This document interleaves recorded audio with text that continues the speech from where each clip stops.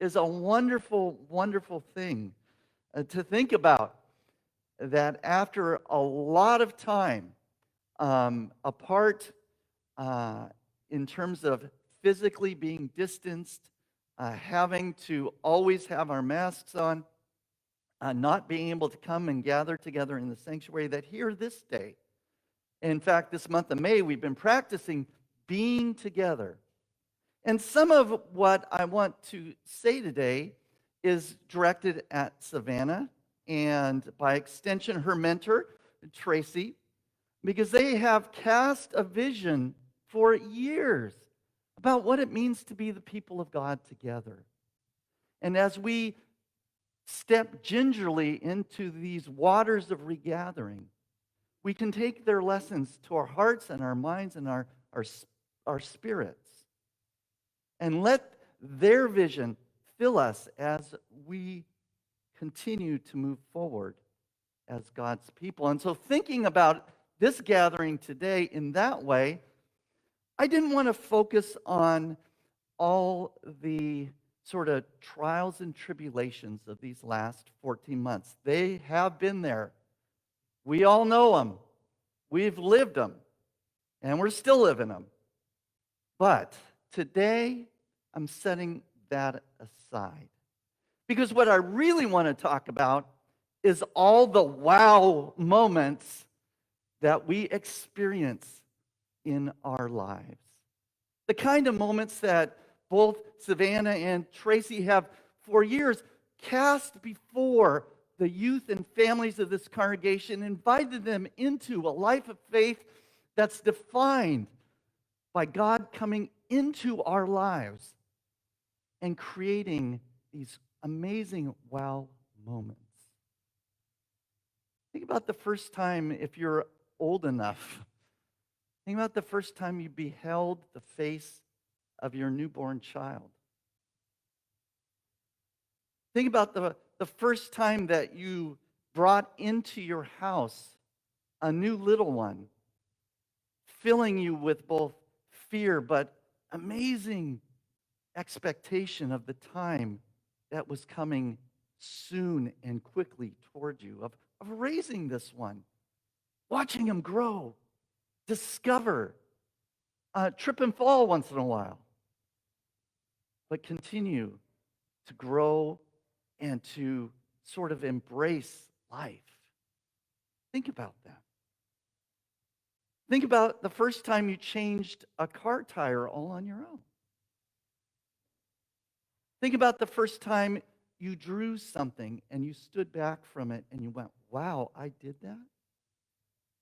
Or the first time you played a piece of music, if you're musical, on an instrument or sang it, and all of a sudden it sounded like from your body, magic and beauty and grace and truth were happening. Let's put aside for a moment the hours and hours of lessons that it took to get to that time and moment. I was in 7th grade. I was a trombone player. And there was a certain note in a certain position on the trombone slide that I could never get. It was the D right above the C, above the staff. Did I get that right, Jan? Is that good? Okay. It was a long time ago. I don't remember stuff very well because I'm old now. The first time I hit that note in concert and I knew that I nailed it and got it right, the heavens opened, light streamed down, and I'm sure everyone who was gathered for my 7th grade concert knew that I was the star that night. Because I do have a little bit of narcissism in me. But you get what I'm saying. Life is full of those moments when you just go, wow, this is amazing. I mean, isn't that the task of the psalmist? To point out those wow moments in life? To point them out and lift them up? Like today in Psalm 29, the wow of life ascribed to God. The voice of God in particular, and all that it can do in creation. whether it's hovering over the waters or whether it's thundering mightily over mighty waters.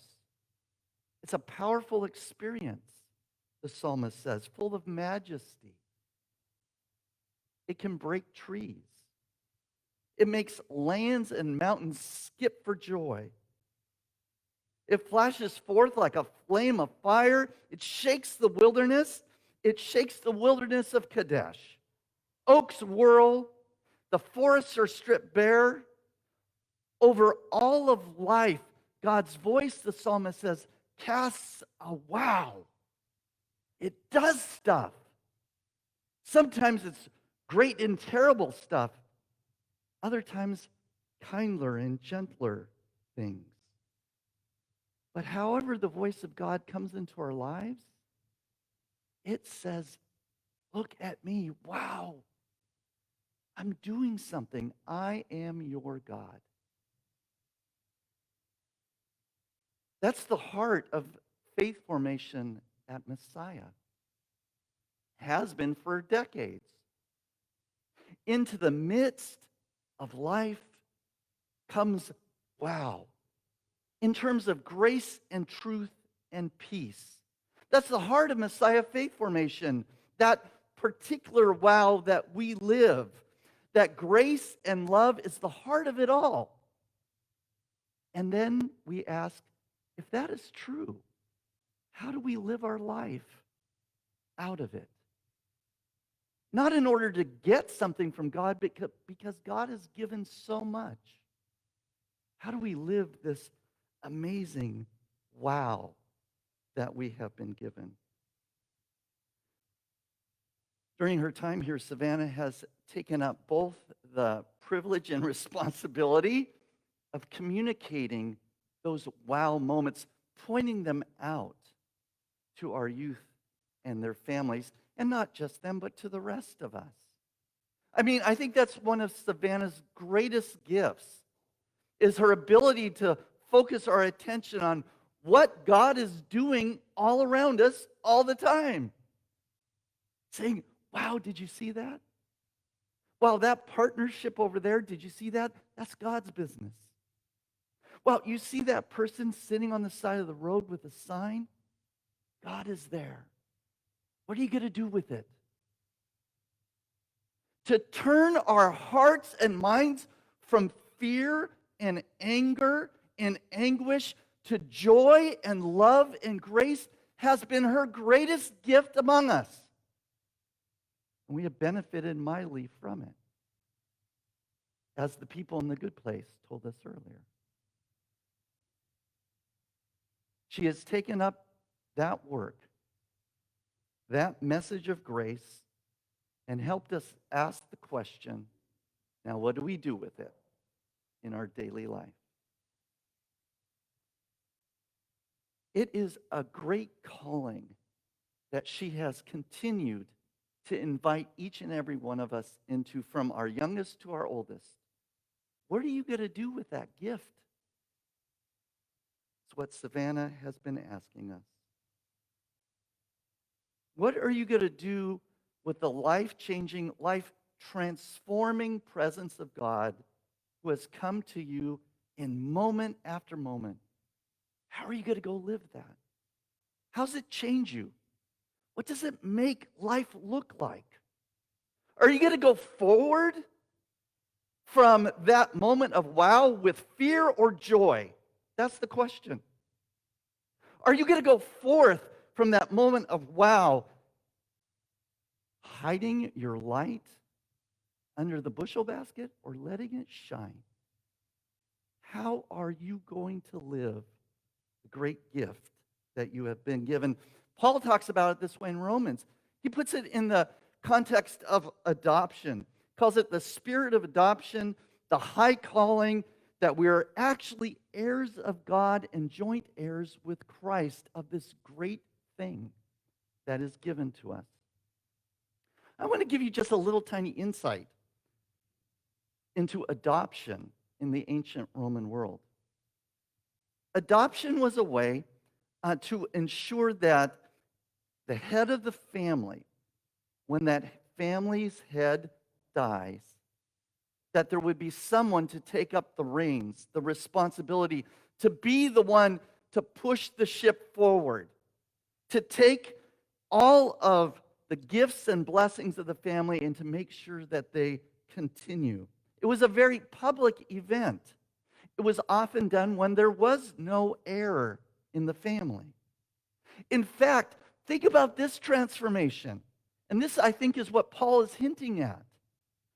That in the Roman Empire, slaves would be freed. They would become Roman citizens. And then they would be appointed heirs of the family to take up the family name and to push the family work forward. Total transformation from slave to citizen to standard bearer. Paul says that kind of transformation is what is going on in our lives as we journey together. Think about that. Each and every one of us freed from whatever enslaves us. Each and every one of us made a citizen of this community of Jesus. Each and every one of us anointed to take up the torch and move forward with light and love and grace and truth and say, the world does not need to live in fear or hatred. It's not how we have to be. It is a full life transformation. And you know what? It's a struggle to get a hold of that for us, just like it was for Nicodemus. What are you talking about, Jesus? What are you talking about? Jesus was talking about transformation, about being recreated. And bless him, but Nicodemus was struggling with sort of some basic earthly physical aspects of that. You mean like, really, I got to go through pregnancy again and I got to be born again and all this? No, Nicodemus. No. The Spirit is going to blow through you and you are going to be reborn. It's a gift. It's happening. Can you live it? It is the question for each of us. Are we going to sit here and pretend after all these years of all these years, yes, many years of pandemic, how many ever months it is, are we going to sit here and pretend that that's really what life is? Are we now so set and hardened in our ways that we're going to fear one another? I'm not talking about being dumb or being irresponsible. I'm just talking about a basic, fundamental way. Love, not hate. Hope, not fear. Joy, not sorrow. Can we, as we regather, take the lessons that Savannah and Tracy have been teaching our youth and family for years? Can we take those lessons and can we apply them ourselves to each other and to our own sense of faith and journey? Can we do that? Can we figuratively take the mask off and live present with one another in a new way? That's the opportunity we have as we begin to think about regathering as Messiah people. And as much amazing work as Savannah and Tracy have done over the decades, the one thing that neither of them would want as we start this regathering process, the thing, I know this, I haven't asked them, but I know it. You can jump up and yell and say that's not true if I'm just totally off base here. They would not want any of us to become dependent on them or their ministry. Rather, to take what they have done as an inspiration for us to continue their ministry forward, to use it as a good, solid foundation and build upon it. It would be a terrible thing if, as we work to regather, we began to say, well, let's just wait for the next Savannah. No. As wonderful and amazing as she is, no. That's not what she's taught us. She's taught us that we are called. We are blessed. We are graced. We are loved. And we can live that out with one another. Yes, there'll be a new person at some point. Yay. But that's not the point. Whether it's a pastor, a deacon, a lay worker, whoever it is, you don't wait for them. You take their inspiration and you run with it. That's where we are at as we regather.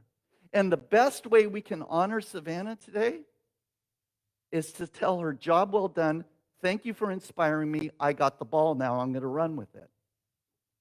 That's the best way to honor her, is to take what she's taught us and live it.